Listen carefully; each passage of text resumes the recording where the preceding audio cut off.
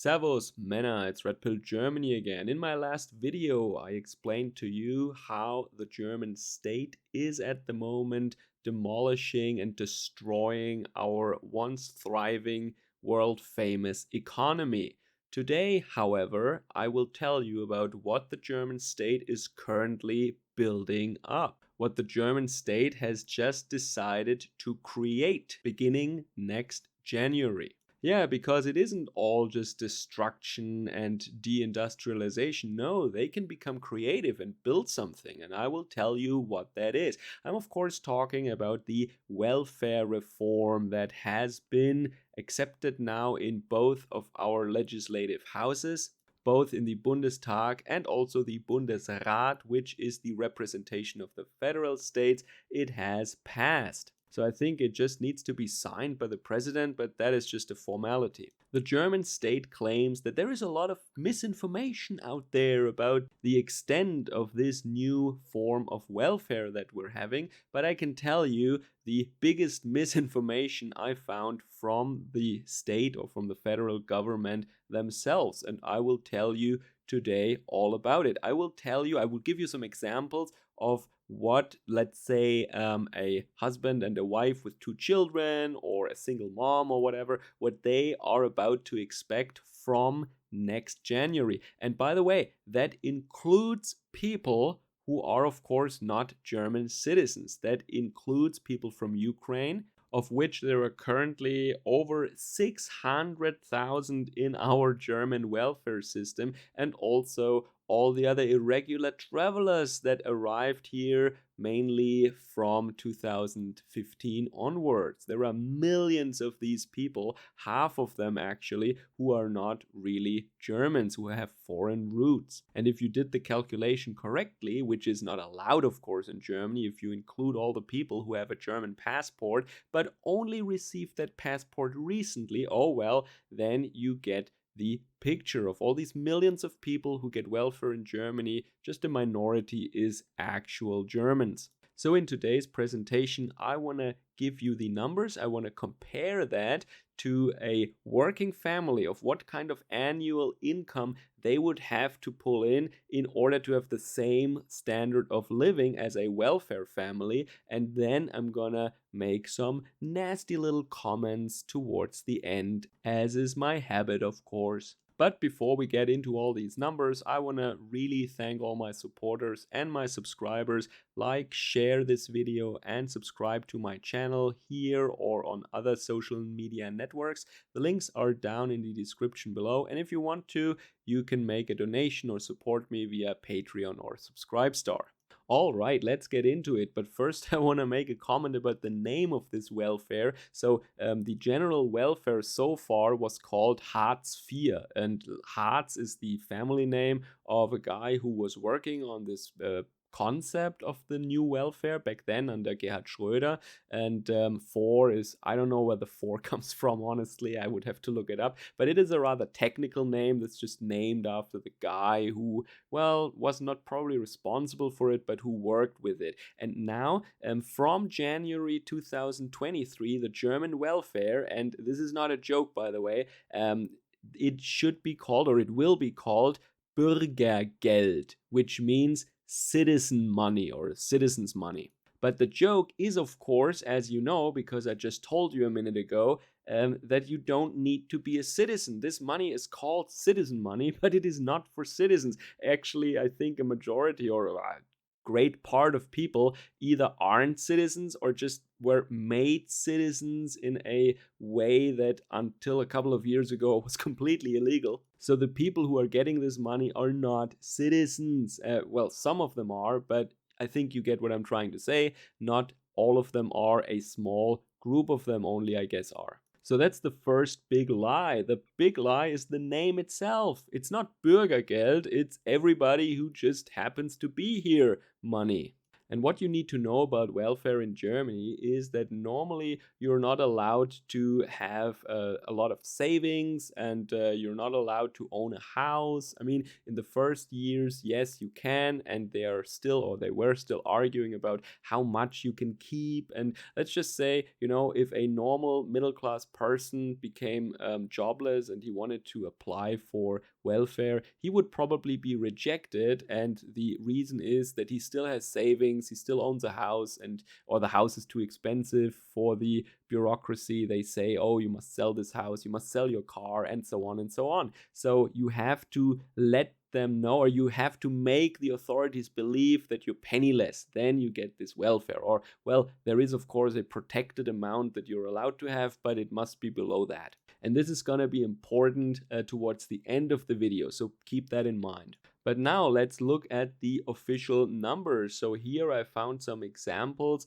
where they calculated, or where they show people how much you are to expect. And let's take the general example now of a mother, a father, and 2 children. So first of all, for every adult you get 451 euros, then every child until 5 years 318 euros, then children between 14 and 17 420 euros. So a family with 2 kids, that makes 1,640 euros Bürgergeld a month. But that's not all, of course. That's just the pocket money that they're allowed to spend freely. Of course, the German taxpayer is forced by our state to pay for this family the rent or the housing costs, accommodation, and also the heating and all the appliances.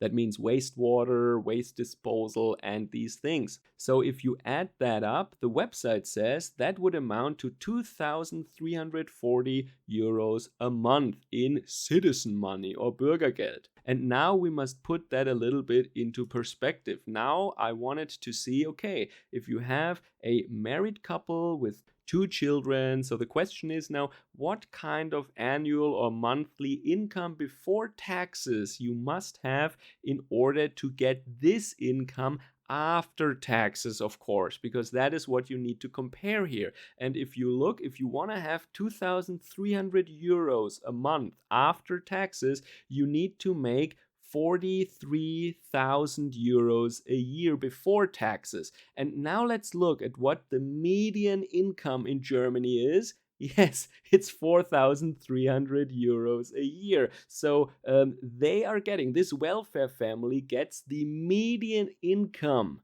in welfare. And that is not even true, because now let's get to maybe this one is not a straight out lie, but the number is completely ridiculous. Remember those 1,600 euros, and that's just pocket money, and the rest is like rent and heating? Yeah, what did they assume to be rent and heating? It was, I think, 700 euros. Yeah, so for a family of 4 in Germany in the year 2022, including all side expenses and the heating bill, they calculated with 700 euros. That's ridiculous. Not even the basic rent for a family of 4 is 700 euros. So you have to double this number. Yeah? You have to take at least 1,400, if not even more, if you want to include heating and the full rent, the full accommodation costs, which are, of course, paid by the German taxpayer. And then you would get not the median income, but much more than the median income. So you would need like 55,000 a year before taxes, and that's a good engineer's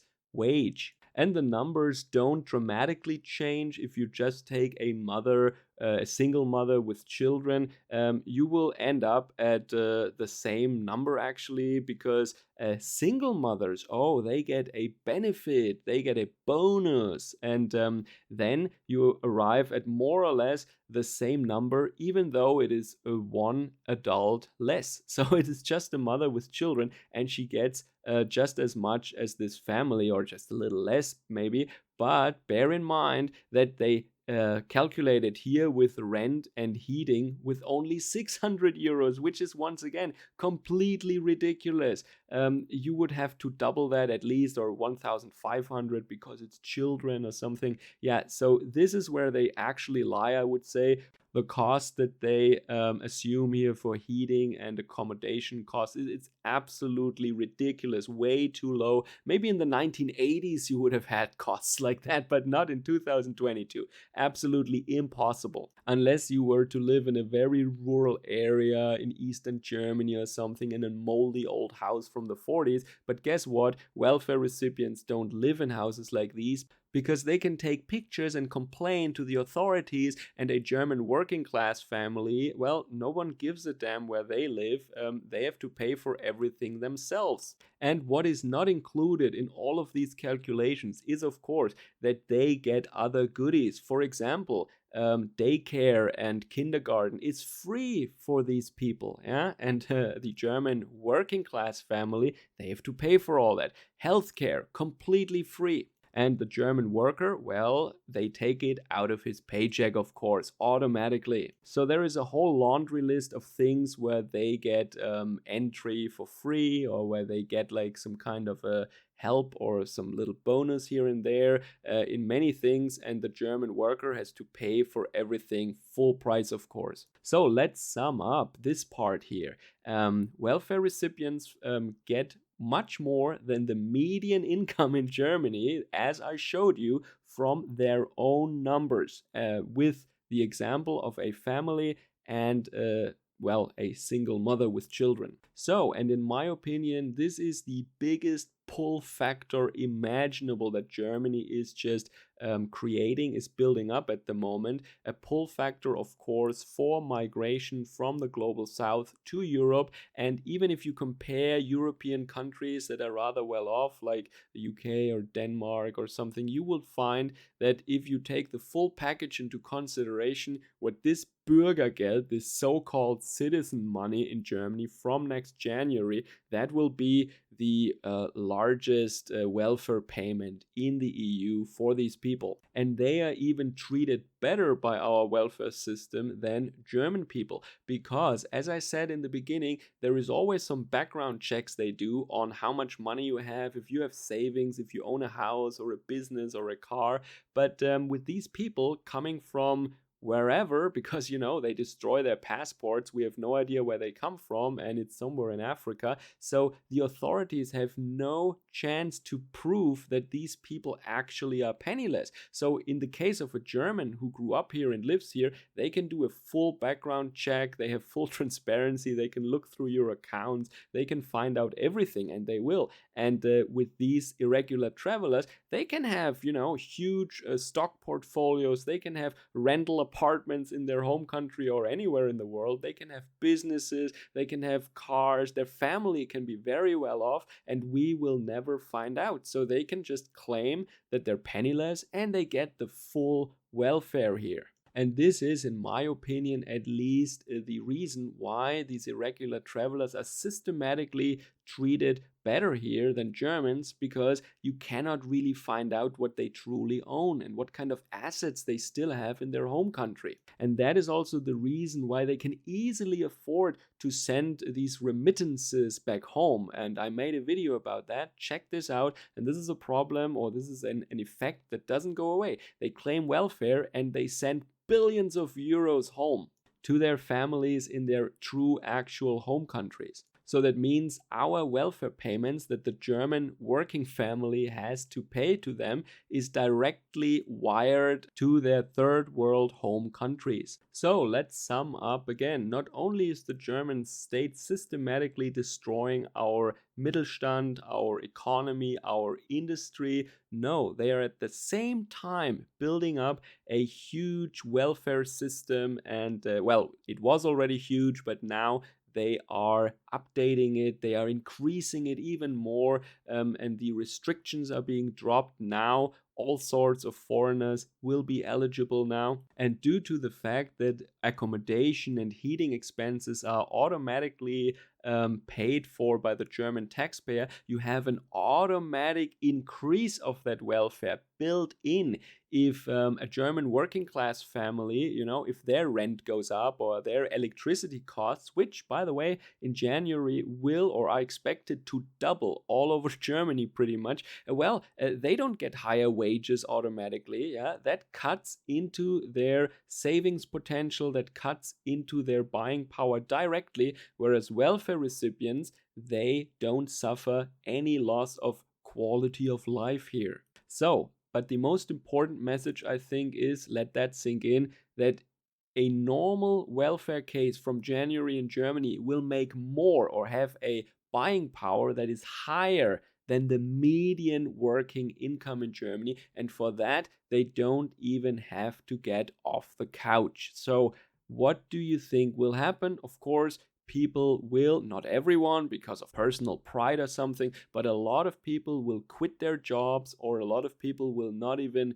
think about trying to find a job. And especially with rising rents and rising heating costs, which will only hit working families, not welfare recipients, and this problem will only get much more severe next year. And I'm really curious to see how the labor market and how public finances will behave or will suffer next year. Let me know what you have to say about that, or how it is in your country, in the comments down below. This is my short little report from Germany about the new welfare system, about the citizens' money or Bürgergeld, which, once again, is of course a sarcastic joke at the expense of the German working class family. Take care. Servus, Kameraden.